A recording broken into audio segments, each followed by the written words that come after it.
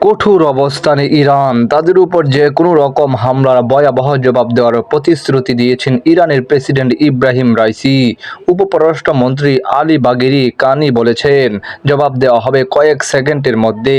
এক্ষেত্রে ইরান এমন অস্ত্র ব্যবহার করবে যা আগে কখনো ব্যবহার হয়নি।